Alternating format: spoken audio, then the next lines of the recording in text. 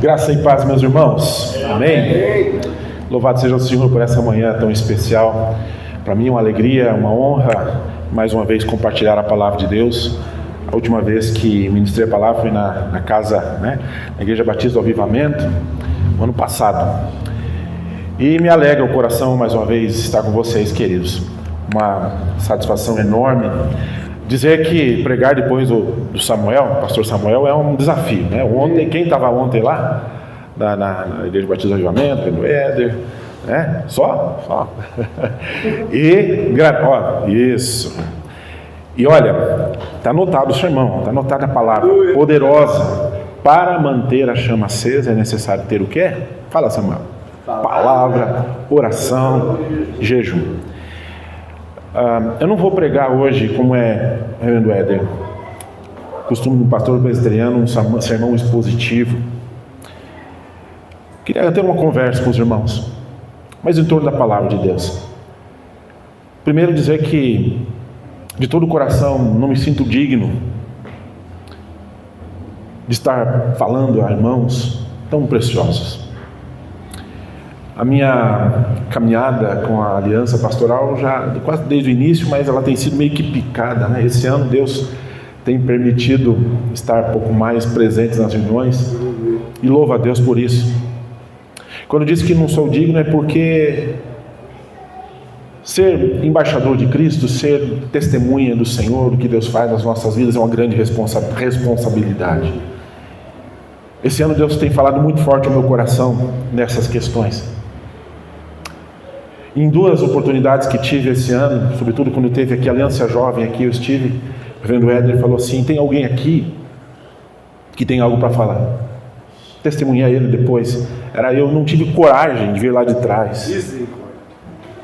Essa é a palavra. Mas Deus me pegou pela orelha, me colocou no chão, me estendeu a mão, me levantou, me reanimou. Louvado seja o Senhor. Amém. Dentro das igrejas evangélicas, sobretudo vou falar do meu arraial, está gravando, né? Não tem problema. Estou falando da minha denominação presbiteriana, das nossas. Existem grupos, aqueles que são cessacionistas, aqueles que dizem que os dons cessaram, ou alguns pelo menos, e os continuistas, aqueles que creem que os dons permanecem. Eu sempre fui continuista, mas com algumas reservas.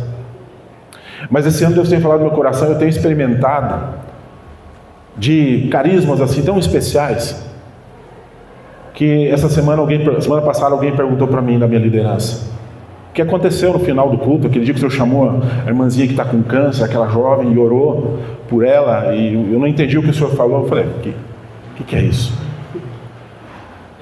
Obviamente Deus me tomou ali naquele momento. Não foi a primeira vez, mas fazia muito tempo que não acontecia isso. Isso é resultado de uma busca, pastor Samuel. Aleluia.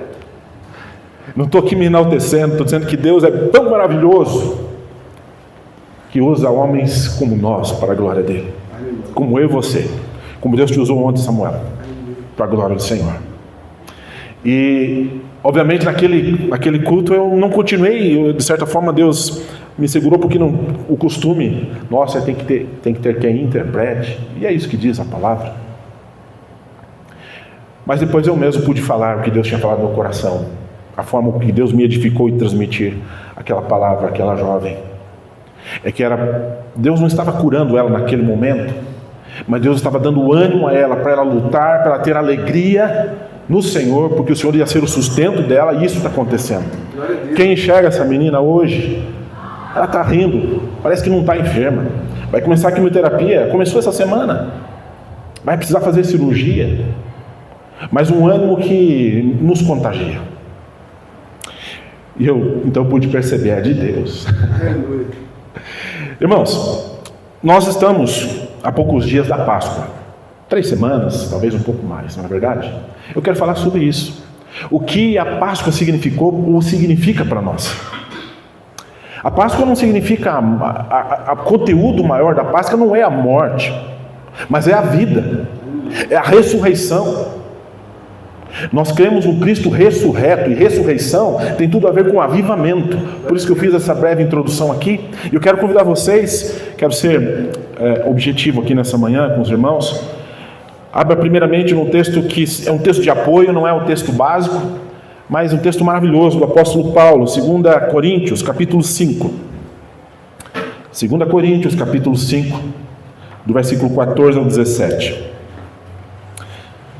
2 Coríntios, capítulo 5, versículo 14 ao 17, diz assim: pois o amor de Cristo nos constrange, porque estamos convencidos de que um morreu por todos, logo todos morreram.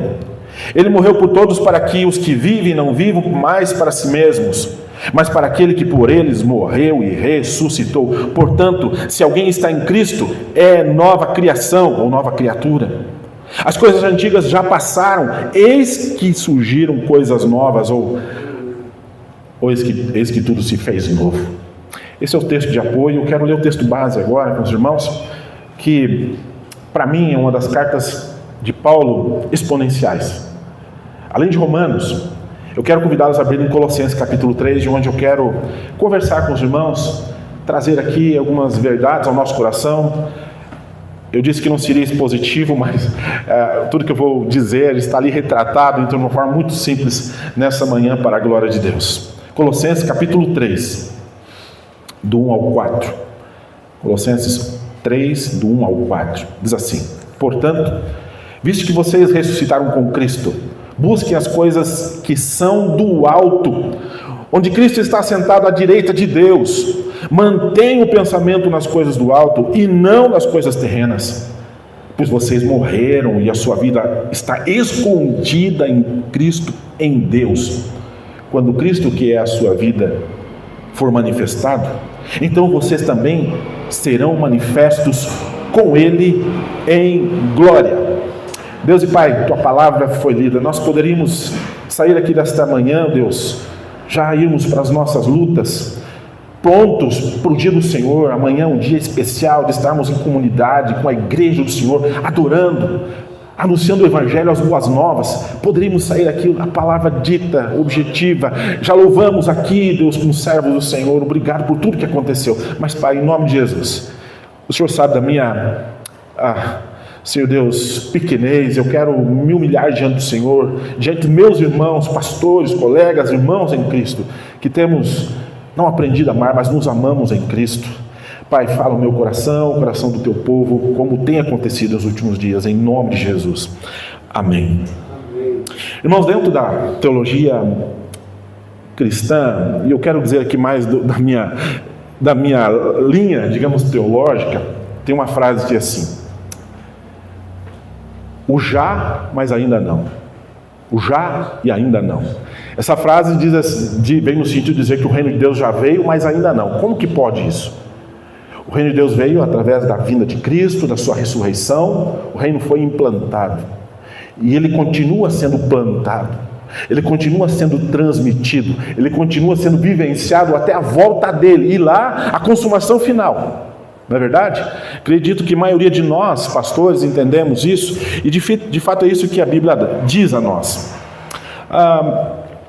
O que é avivamento para você? O que é avivamento para nós? Eu testemunho aqui algo que eu creio que de fato faz parte do avivamento. Quando nós olhamos para a pessoa do Espírito Santo, Deus Espírito Santo, nós lembramos de algumas figuras, como o fogo, não é verdade? Como o poder. Aliás, em Atos 1,8, o que diz? E recebereis poder ao descer sobre vós o Espírito Santo, e sereis minhas testemunhas, tanto onde? Aqui em Jerusalém, como Judéia, Samaria e confins da terra. Recebereis poder. Quem nos dá o poder? O Espírito Santo de Deus. Portanto, Ele é o Todo-Poderoso, Ele é o Senhor, há poder. Mas quando nós falamos também do Espírito Santo, nós entendemos que Ele é o fogo. E para falar de avivamento, de fato, então, fogo e poder. Mas, como eu disse, faz parte. Qual é, então, o verdadeiro avivamento? Quando nós somos mudados, transformados e nos tornamos testemunhas, justamente porque fomos habitados ou somos plenos do Espírito Santo, batizados no Espírito Santo, a nossa vida já não é mais a mesma. E lemos aqui, o texto nos diz claramente isso. Ou seja, há uma transformação de uma realidade nossa que era de vida, literalmente de um cemitério, éramos mortos. A Bíblia diz isso. Agora nós vivemos a realidade da vida em Cristo, através da ressurreição. Então a mensagem da Páscoa, irmãos, é a mensagem da ressurreição do Filho de Deus. Do Filho de Deus. E nessa manhã eu quero falar então, já que eu disse do já ainda não, eu quero pensar com vocês sobre a Páscoa que já passou, mas eu não sei se você pensa comigo.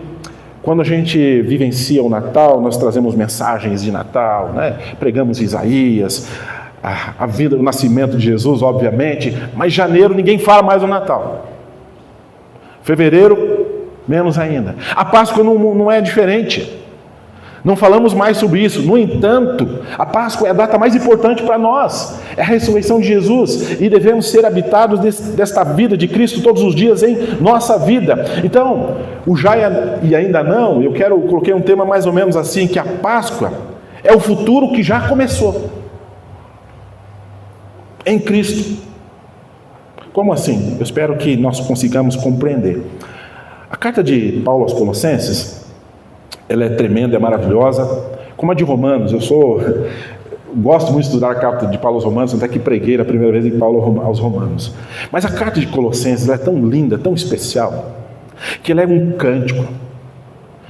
Capítulo 1, capítulo 2, capítulo 3, é um cântico de adoração a Deus, são cânticos de adoração ao Senhor. E Paulo, salve você possa me contradizer, mas nessa carta aqui é uma carta diferenciada porque a forma com que ele escreve, a forma com que ele descreve acerca de quem é Jesus. Ele fala que ele é a primazia de toda a criação, ele fala que ele é o Senhor sobre todas as coisas, fala da soberania que nós cantamos aqui no primeiro louvor nessa manhã, inclusive coisa linda, maravilhosa. Esse texto aqui de Paulo aos Colossenses é a espinha dorsal do pensamento de que a ressurreição mudou tudo hoje em nossas vidas, e não apenas o futuro, mudou hoje, com implicações futuras. Paulo é que escreve essa carta, e Paulo é conhecido como apóstolo dos gentios. Não é verdade? Isso todos nós sabemos. É uma carta escrita por ele durante o seu primeiro, pelo menos alguns defendem isso, que durante o seu primeiro encarceramento, quando ele fica 2 anos em prisão domiciliar. Falar em prisão domiciliar, hoje no Brasil se fala muito, mas todo mundo é expert, né? Nessas questões, acompanhando o que acontece na nossa nação. Mas, possivelmente, Paulo aqui, ele escreve essa carta no ano 60 depois de Cristo. Isso é importante a gente saber. Datas são importantes a gente ter uma noção, porque a gente compreende a história, o contexto e tudo mais, e podemos trazer para os nossos dias. Mas um fato curioso da época em que foi escrito é que a carta de Paulo aos Colossenses, ao mesmo tempo ele escreve para a igreja de Éfeso, e ao mesmo tempo ele escreve também para Filemon. 3 cartas digamos assim, uma após a outra, mas praticamente do mesmo tempo. E justamente por causa de uma conversão de um homem chamado Epáfras, um homem que foi alcançado pelo Espírito Santo, cujo homem desceu o poder do Espírito Santo, que se tornou testemunha viva de Cristo Jesus. Esse homem recebeu o Evangelho, esse homem foi convertido pelo Evangelho, ele viveu uma vida com o coração ardente por Cristo. Esse homem chamado Epáfras, ele viveu então esse avivamento por causa da ressurreição, enquanto muitos duvidavam da ressurreição de Cristo. A exemplo, os discípulos de caminho de Emaús, não é verdade? Que saíram de Jerusalém duvidando. Ele morreu já faz um dia e pouco, não ressuscitou. Ele prometeu que ressuscitaria. Não tem mais quem opere milagres. Não tem mais. O Jesus que fazia tantos milagres não está mais entre nós. Vamos para Emaús. Emaús é melhor. Lá tem águas termais. Lá o negócio é melhor. Aqui em Jerusalém é morte. Lá é um lugar bom. Vamos para Emaús. Mas Jesus aparece caminhando com eles. O coração ardia.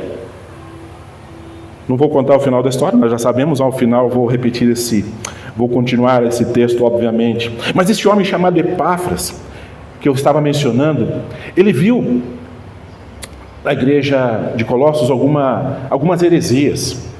E qual é a atitude? Havia um grupo chamado dos gnósticos, os gnosticistas, que estavam tocando terror literalmente na igreja, trazendo costumes complicadíssimos para a igreja do Senhor Jesus, como duvidar da própria ressurreição, como duvidar da verdade de que Cristo é o Deus encarnado, da encarnação do Verbo. Havia essa questão em voga naquele momento. E esse homem chamado Epáfras, ele, alcançado, avivado pelo Senhor, pela vida que há em Cristo, ele planta algumas igrejas. Ele, não apenas ele, obviamente, mas justamente em meio a tantas dificuldades, em meio a tantas perseguições, um homem avivado teve no seu coração expectativa ardente por Cristo Jesus, de uma vida futura com Cristo, não apenas o presente, mas o futuro, a eternidade com Cristo. Ele vai e planta 2 outras igrejas que você conhece. 2 igrejas conhecidas como uma das igrejas do Apocalipse, Laodiceia e Hierápolis. E essas 2 igrejas, sabe onde que iniciaram? Em casas, em lares. História de Atos dos Apóstolos. A igreja iniciando nas casas. Eu compreendo que Deus chamou homens e mulheres nos seus núcleos caseiros, familiares, para glorificarem a Cristo. E presta atenção, todas essas igrejas, Colossos, Éfeso, eu citei outra, né? E as do Apocalipse, que foram plantadas por Epáfras, eram igrejas gentílicas. O que tem de diferente de outras igrejas que foram plantadas? Não tinham cidadãos de Jerusalém. Eram igrejas gentílicas, alcançadas por o evangelho de um homem chamado Paulo, que era conhecido como o apóstolo dos gentios. Significa dizer que Deus alcançou as outras nações. E essa bênção nos atingiu. Logo, o avivamento deve nos atingir também. A Páscoa é o futuro que já começou, meus irmãos. Primeira coisa que eu quero citar, bem rápido com vocês aqui nessa manhã. O texto de Paulo, aqui aos Colossenses, tem algumas implicações muito interessantes já no primeiro versículo. Portanto, visto que vocês ressuscitaram com Cristo. Nós vemos aqui um fato. É o primeiro ponto. Um fato. Que fato é esse? A ressurreição de Jesus. E vocês viram. Paulo está dizendo, vocês viram, vocês presenciaram. Vocês são testemunha. Vocês são testemunha. Vocês estão vendo o que o Senhor está fazendo no meio da igreja. Porque o Senhor é um Deus de vida, não é um Deus de morte. Vocês ressuscitaram com Cristo. Então, um avivamento. É estranho falar de avivamento para pastores. Eu confesso que não sei porquê também. Talvez porque eu esteja precisando.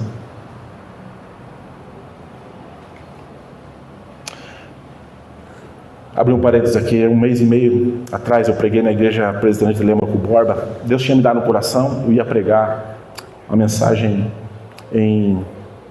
no Salmo 46. Culto de aniversário da igreja, né, e tal. Vamos agradecer a Deus, irmão, irmã. Deus é o nosso socorro e fortaleza, socorro bem presente nas tribulações. Aquietai-vos e sabei que eu sou Deus, sou exaltado na terra, sou exaltado entre as nações. O Deus de Jacó é o nosso Deus, né? Tudo no script, tudo legal, e não foi o Espírito Santo, tenho plena certeza. Mas de manhã indo para Telêmaco Borba, eu e minha família, sabe qual texto eu preguei? O texto que o pastor Isaac pregou aqui naquele culto aqui, das bem-aventuranças. E eu cheguei e contei essa história, e ao final do culto de aniversário, o pastor Zé Carlos Valentim, não sei quantos conhecem ele, um homem animado, avivado e tal. Mas alguns irmãos chegaram, essa palavra era para mim, pastor. Era para mim. E é assim que acontece conosco, né? Avivamento, meus irmãos, começa com uma constatação, não com um esforço. Paulo, ele não diz para os crentes ali, qual ele escreve, ele diz, olha, tentem ressuscitar. Vê se vocês conseguem ressuscitar, tentem ressuscitar. Ele diz, e esta é uma legalidade, um ato legal no mundo espiritual, vamos usar dessa forma, que quem está em Cristo já ressuscitou. É isso que Paulo está dizendo. Aleluia. Vocês ressuscitaram. Quem está em Cristo não pode ter mensagem de morte, não pode jamais, porque Cristo venceu a morte, é a mensagem da Páscoa. Glória a Deus. Deve ser a minha, a sua mensagem é minha e a sua vida. Muitas vezes estamos tristes. Pastores também são homens, né? Nós temos as nossas N dificuldades. Sim, ficamos tristes. Certa vez eu estava numa conferência em Campinas, chamada CTPI, Centro de Plantadores, Centro de Treinamento para Plantadores de Igrejas. E eu estava lá no shopping, era no Shopping Dom Pedro, e na hora do almoço, estava meio triste, meio tristonho. Chegou um irmão lá, um pastor: você está triste? Pense na ensaboada que eu levei. O que está te deixando triste? E pá, 10 ou 12 anos de pastorado, né? Deus falou muito no meu coração e eu aprendi isso. Não que a gente tem que sorrir, um sorriso falso sempre, né? Não é isso, não, mas alegria, porque Cristo mudou as nossas vidas. Se estamos passando por uma situação, vamos para o Senhor, vamos para a cruz, vamos em Cristo. Ele morreu a nossa morte para que nós vivêssemos a vida dele. Então a Páscoa não é um convite para a gente ser irmãos, e as irmãs saíram, para nós sermos bonzinhos apenas. Porque é muito legal a gente ser bonzinho na Páscoa, um chocolatinho. Na igreja eu perguntei assim: quem ganhou ovo de coelho aqui? Ovo da Páscoa. Ovo de coelho, eu falei. Coelho bota? Não. Então, estou dizendo isso porque não adianta. A Páscoa não é um convite para sermos bonzinhos. A Páscoa é o que para nós, meus irmãos, caros colegas, irmãos em Cristo? A Páscoa é o anúncio de que nós somos transferidos de reino. Aleluia. Nós estamos em um outro reino. O reino da perdição, destinados à morte. Mas agora estamos no reino do Filho do amado, nosso Senhor e Salvador. Nós não somos mais escravos do pecado, não somos mais escravos da morte. Não somos mais. A segunda questão que o apóstolo Paulo menciona aqui para nós, e é muito interessante. O primeiro ponto foi um fato, visto que vocês ressuscitaram. Agora Paulo, ele parece que focaliza, ele direciona. Ele, não é que ele tem uma visão, mas ele é visionário e quer colocar foco no coração dos cristãos que muitas vezes estão cabisbaixos, tristes, e que com a força bruta do braço não conseguem enxergar o ato da ressurreição de Jesus, ou que a vida em Cristo. Aí ele vai numa métrica de crescimento, não diria psicológica, mas dotado de toda a sabedoria que vem do Senhor, que vem do Espírito Santo de Deus. Ele diz: olha, tem um foco. Busquem as coisas do alto. Eu fui muito cético com relação à questão de autoajuda. Bom, e sou ainda, deixa eu corrigir essa frase. Mas o que é você procurar uma ajuda psicológica? O que é você ir a um psiquiatra? O que é você ir para um pastor, para um aconselhamento? O que é você tomar um medicamento? Não é uma espécie de autoajuda? E a gente sempre diz para as pessoas, como pastores: são ferramentas, Deus usou a medicina, tome. O corpo se recupera, uma vitamina, você toma um anti-inflamatório, a dor vai embora, não é verdade? O corpo se autorregenera, digamos assim, mas com ajuda medicamentosa, ou uma palavra, e nós sabemos como uma palavra tem poder, nós sabemos. Então eu disse outro dia na igreja, corrigindo até algumas frases que eu falava no passado: olha, não leiam um livro, até está certo, porque não vamos ler Paulo Coelho também, essas coisas, né? Misericórdia, como diz o Samuel. Não é isso. Temos autores cristãos que usam a palavra de Deus para dar conselhos para casais, para largar os seus vícios da pornografia, para reatarem os seus casamentos, não é verdade? Baseados na palavra de Deus. Tem gente de Deus dentro das nossas igrejas, temos grandes homens e mulheres que consegue com a ajuda do alto, aí sim. Então a autoajuda, sem a ajuda do alto, não é nada. É isso que eu queria dizer. Não é nada. Busquem as coisas do alto. Então a mensagem da Páscoa, ela reverbera, ela começa com o fato, e ainda assim precisamos focalizar no foco, que é Cristo. Busquem as coisas do alto. Por quê? Muitas pessoas acham que as coisas do alto, vamos espiritualizar um pouquinho, é a gente olhar para o céu e ver anjo sentado em nuvens com harpas, não é isso? Muita gente acha que é isso, buscar ajuda do alto é isso, mas é óbvio que não é isso. Buscar o que é do alto é trazer os valores de Cristo para as coisas aqui de baixo. A igreja tem essa missão. Pastores, nós temos essa missão. Eu diria que nós estamos vivendo um pouco desse futuro que já começou, caminhando para o seu fim. O fim é a volta do Senhor. Na verdade é só o começo da eternidade, né? Vamos falar alto e claro, em bom tom, louvado seja o Senhor Jesus. Mas nós vivemos dias difíceis porque a humanidade não quer entender isso, os valores de Cristo.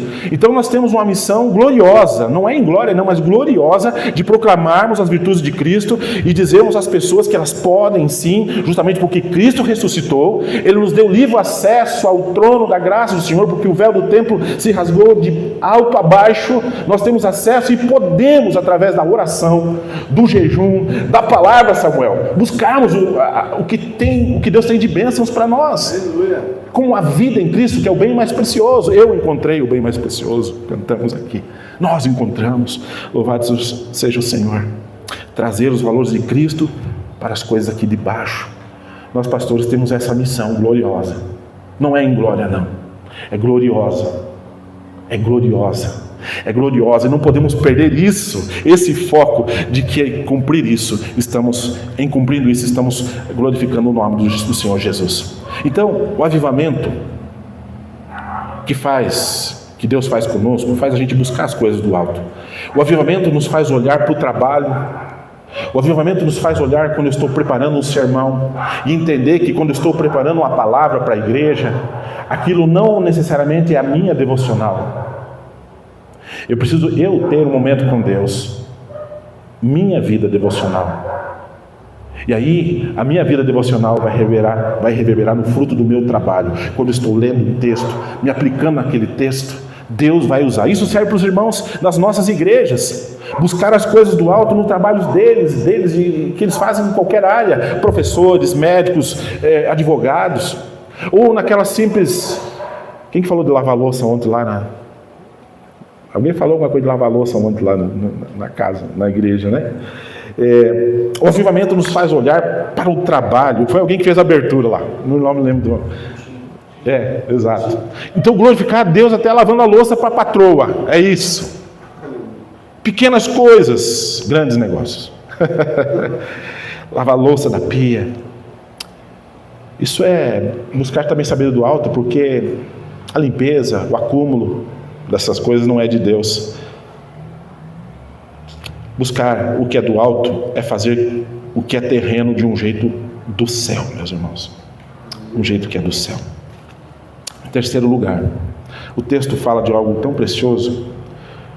Ele fala do fato, fala do foco, e agora ele fala de uma realidade. Ele diz que a vida daqueles quais o Senhor alcançou com a vida dele está escondida nele. Paulo afirma isso. A nossa vida está escondida em Cristo Jesus. Estar escondido em Cristo Jesus é algo maravilhoso, porque isso fala sobre a nossa identidade. Estar escondido em Cristo Jesus não é ser o agente secreto, o 007, como brincamos às vezes nas nossas pregações. Estar escondido em Cristo é eu ser olhado e não me colocar num pedestal. O Samuel falou isso muito bem ontem à noite, inclusive lá, com todo o testemunho dele, quando saiu do quartel, fez a faculdade ou durante, e através do testemunho conseguiu a bolsa da universidade, através do testemunho conseguiu depois a pós-graduação. É a nossa identidade. Estarmos escondidos em Cristo, na verdade, é mostrar para o mundo, sem você dizer eu andar com uma tarja, eu sou presbiteriano. Não necessariamente é isso. O mundo já vê quem nós somos, se nós somos de Cristo. Testemunho prático, escondido em Cristo, é pegar o violão, quem sabe cantar na praça. Louvores, obviamente, né? Adoração ao nosso Deus. Adoração ao nosso Deus. Isso fala sobre a nossa identidade. O mundo olha para nós e vê pessoas comuns, irmãos, mas a nossa verdadeira vida está guardada na vitória de Jesus, e é isso que nós precisamos anunciar. Essa vida com Cristo nos liberta da necessidade de nós sermos o centro das atenções. Eu pego o violão, não vai ser o violão o centro, nem minha voz o centro, mas é a mensagem cantada, é a mensagem anunciada, é a mensagem vivida. Essa é a realidade. Em outras palavras, meus irmãos, o avivamento é o descanso de saber que Jesus já venceu a batalha por nós. E nós apenas celebramos a vitória dele. Nós celebramos a vitória dele. Em outras palavras, mais uma vez, o futuro já começou. O futuro invadiu o presente. O futuro invadiu as nossas vidas. Quem é o futuro? O Senhor já está lá. Ele está aqui. Ele invadiu o nosso hoje. Ele invadiu o nosso coração. Outro dia eu disse para uma irmã, nós tivemos uma conferência há uns 20 dias atrás na igreja, Vida na Vida. Talvez alguém deve ter visto nas redes sociais. E ao final nós fizemos 2 talk shows. Uma pergunta que uma irmã fez era sobre discipulado, sobre evangelismo. E é o segundo passo nosso lá na igreja. Se Deus assim, MPC veio muito, de uma forma muito abençoadora, reverendo Éder. Resposta de oração mesmo. E a pergunta da irmã foi assim: como que eu vou anunciar o evangelho sem ser invasivo? Eu tomei a palavra do pastor que ia responder. Eu falei: o evangelho tem que invadir. Se existe algo que tem que invadir o coração, é o evangelho que invade o coração do pecador. É a história da redenção, é apontar para o nosso pecado, é saber contar a história da redenção, que começa com o Deus que criou todas as coisas, a criação. Lá em Gênesis 3,15, a promessa da redenção, a história de Cristo, Cristo vindo, não apenas nos visitando, mas habitando aqui e nos redimindo na cruz do Calvário, mas apontando para o dia da consumação. É o dia da sua volta. Criação, eu não falei da queda, né? O homem caiu, a redenção e a consumação. O futuro já invadiu o presente. O mundo transformado que Deus prometeu para o fim dos tempos começou a acontecer, sabe que dia? No dia da Páscoa, no dia da ressurreição de nosso Senhor Jesus, onde a igreja do Senhor recebeu o poder. É claro que foi em Atos 2, eu sei disso. Eu estou apenas aqui usando uma expressão de linguagem, porque a vida em Cristo foi prometida lá. Ele ressuscitou para que a igreja também fosse ressurreta e tivesse vida em abundância. E ter uma vida escondida em Cristo é agir hoje de acordo com as regras desse futuro. Precisamos agir hoje conforme o futuro. Que futuro é esse? Estamos falando do céu. Estamos falando do dia em que nós estaremos plenamente habitando com o Senhor. Tem muitas pessoas agindo e pregando e vivendo, quem sabe, nos nossos arraiais, nas nossas igrejas, com muito rancor. Com muito rancor mesmo. Por que será? As pessoas não estão conseguindo mais exercer ou exercitar o perdão. E nós precisamos exercitar o perdão, porque foi o que Cristo fez por nós. E por que eu preciso exercitar o perdão? Porque no futuro, lá no céu, não haverá rancor. Lá não é isso que diz a palavra. Lá não haverá rancor. E hoje nós podemos ser, e nós tivemos um momento aqui de estarmos ofertando, precisamos ser, além de sermos perdoadores e recebermos o perdão das pessoas, nós precisamos ser também generosos. Por quê? Lá no céu não vamos ter escassez das coisas. Lá no céu não vai ter escassez, porque lá nós vamos trabalhar com excelência e o Senhor mesmo vai servir a mesa, diz Apocalipse. Em quarto e último lugar, o texto de Colossenses fala de uma manifestação. Ele diz: Cristo que é a sua vida. Cristo que é a sua vida. Há pouco tempo, acho que a gente pode falar ainda há pouco tempo, nós vivíamos um tempo da pandemia, não gostamos nem de lembrar, né? Culto sozinho. Eu fiz uns 3 cultos na igreja lá, sozinho, pregando assim. Eu falei: não tem jeito esse negócio. Eu fiquei com medo da guarda municipal ir lá, mas chamei o grupo de louvor. Fiz transmitimos live com todo mundo junto, agrupado, sem máscara. Foi na Face, até agora eu estava vendo no Face lá. Que tempo difícil foi aquele. Bom, fecha parênteses, por favor. Vou desfocar aqui. Mas nós vivemos um tempo pandêmico. E lá se falava sobre o novo normal. Lembra? É o novo. Estamos vivendo. Como será o novo normal que a humanidade vai viver? Um novo normal. Pois bem, o avivamento, o ato da ressurreição de Jesus que nos trouxe avivamento, trouxe a vida à igreja, essa redenção em Cristo, ela digamos assim, traz a vida de Cristo no que é comum a nós. E se viver o que é comum de Cristo no dia a dia nosso, não é viver somente um transe místico, você pegar a estrada e achar que tem um anjo conduzindo ali o seu volante. A gente fala isso até, que isso de fato pode acontecer, mas é você que está ali no volante. Tenha consciência disso. Mas Jesus veio para redimir a vida nossa no comum de cada dia de nós. E isso significa o quê? Que a matéria, o corpo, o trabalho, o lazer importam para Deus. O dirigir um carro importa para Deus. O avivamento não nos tira do mundo para nos levar de repente numa redoma religiosa, vivemos numa redoma, numa bola, numa ilha. Ele nos envia de volta, sabe para onde? Para o mundo.